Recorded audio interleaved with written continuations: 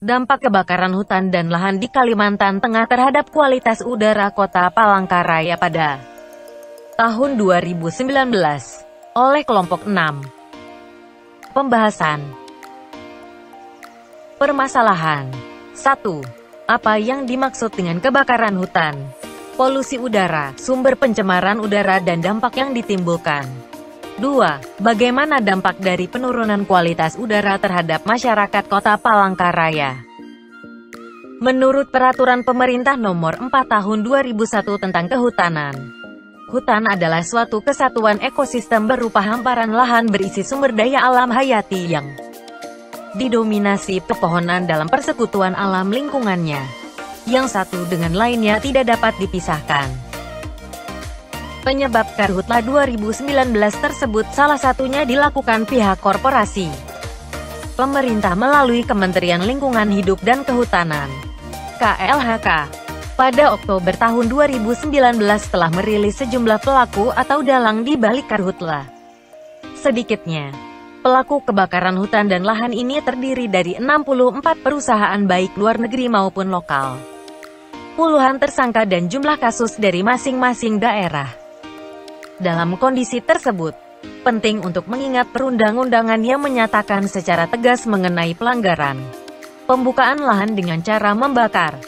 Ketentuan tersebut tercantum dalam berbagai regulasi seperti Undang-Undang UU Nomor 41 Tahun 1999 tentang Kehutanan, UU 32/2009 tentang Perlindungan dan Pengelolaan Lingkungan Hidup, PPLH, dan UU 39/2014 tentang Perkebunan.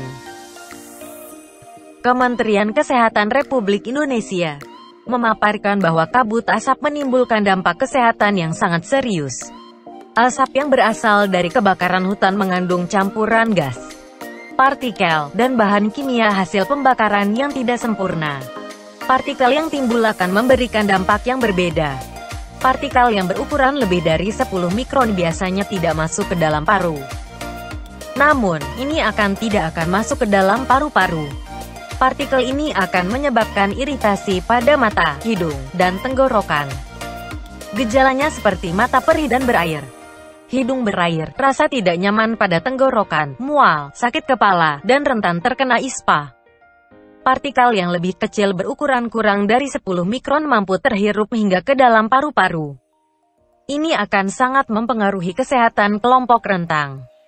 Kelompok tersebut terdiri dari balita, ibu hamil, orang tua, dan penderita penyakit paru dan jantung.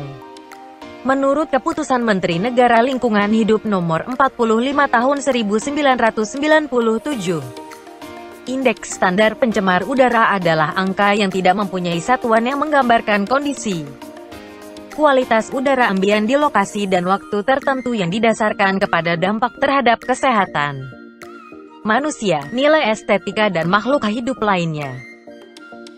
Dalam hal ini ISPU merupakan laporan kualitas udara kepada masyarakat untuk menerangkan seberapa bersih atau tercemarnya kualitas udara kita dan bagaimana dampaknya terhadap kesehatan kita setelah menghirup udara tersebut selama beberapa jam atau hari. Menurut Undang-Undang Republik Indonesia Nomor 32 Tahun 2009 tentang Perlindungan dan Pengelolaan Lingkungan Hidup, pencemaran lingkungan hidup adalah masuk atau dimasukkannya makhluk hidup, zat, energi dan komponen lain ke dalam lingkungan hidup oleh kegiatan manusia sehingga melampaui baku mutu lingkungan hidup yang telah ditetapkan. Selanjutnya dalam Peraturan Pemerintah Republik Indonesia Nomor 41 Tahun 1999 tentang Pengendalian Pencemaran Udara disebutkan dalam definisi lain bahwa pencemaran udara adalah kehadiran satu atau lebih substansi fisik, kimia atau biologi di atmosfer dalam jumlah yang dapat membahayakan kesehatan manusia, hewan dan tumbuhan.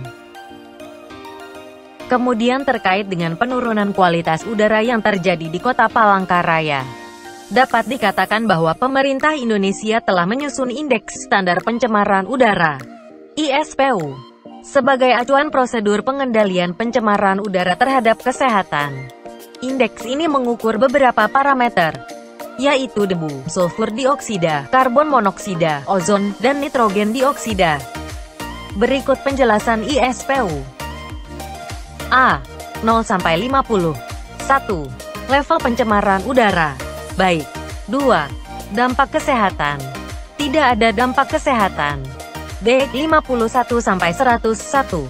Level pencemaran udara, sedang. 2. Dampak kesehatan. Tidak ada dampak kesehatan. C. 100–199. 1. Level pencemaran udara. Tidak sehat. 2. Dampak kesehatan. Dapat menimbulkan gejala iritasi pada saluran pernafasan. Bagi penderita jantung, gejalanya akan semakin berat. Tindakan pengamanan: menggunakan masker atau penutup hidung bila melakukan aktivitas di luar rumah. Aktivitas fisik bagi penderita jantung dikurangi. D. 200–299. 1. Level pencemaran udara. Sangat tidak sehat. 2. Dampak kesehatan. Pada penderita ISPA, pneumonia, dan jantung, gejalanya akan meningkat. Tindakan pengamanan: batasi aktivitas di luar rumah. Persiapan ruang khusus untuk perawatan pasien ISPA dan pneumonia berat di fasilitas layanan kesehatan. Aktivitas penderita jantung dikurangi. E. 300–399. 1. Level pencemaran udara. Berbahaya. 2. Dampak kesehatan. Bagi penderita suatu penyakit, gejalanya akan semakin serius. Orang sehat menjadi mudah lelah. Tindakan pengamanan: penderita penyakit harus ditempatkan di ruang bebas pencemaran udara. Aktivitas sekolah dan kantor harus menggunakan AC. F. Lebih besar dari 400. 1. Level pencemaran udara. Sangat berbahaya. 2. Dampak kesehatan. Berbahaya bagi semua orang, terutama balita, ibu hamil, orang tua, dan penderita gangguan pernapasan. Tindakan pengamanan: semua harus tinggal di rumah. Tutup pintu dan jendela. Melakukan evakuasi selektif terhadap kelompok rentan ke tempat atau ruang bebas pencemaran udara.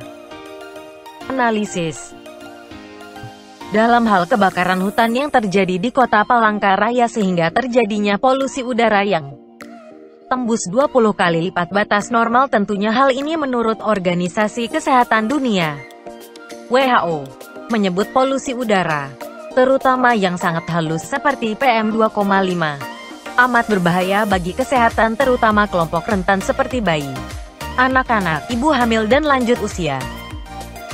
Dalam kajian yang akan diterbitkan di jurnal Environmental Research Letters tersebut menggunakan data satelit dan model komputer tentang efek kesehatan untuk menentukan probabilitas statistik kematian dini.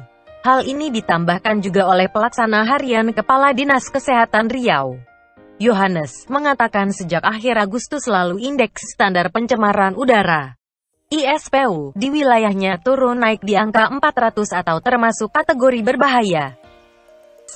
Sebagai konklusi, sejatinya Indonesia sebenarnya telah melakukan banyak upaya untuk mencegah dan menanggulangi polusi akibat kebakaran hutan tersebut. Namun keterbatasan dana dan personel, serta luasnya skala kebakaran menyebabkan Indonesia sekali lagi tidak berdaya. Indonesia memerlukan bantuan dari negara-negara tetangga.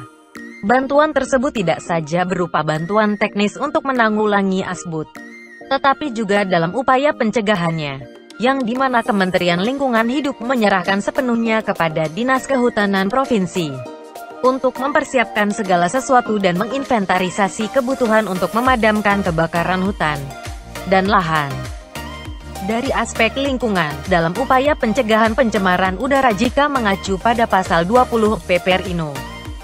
41 tahun 1999 yang mengatur tentang penetapan baku mutu udara ambien, baku mutu emisi sumber tidak bergerak, baku tingkat gangguan, ambang batas emisi gas buang dan kebisingan kendaraan bermotor sebagaimana dimaksud dalam penetapan kebijaksanaan pengendalian yang dimaksud dalam pasal 17 18,19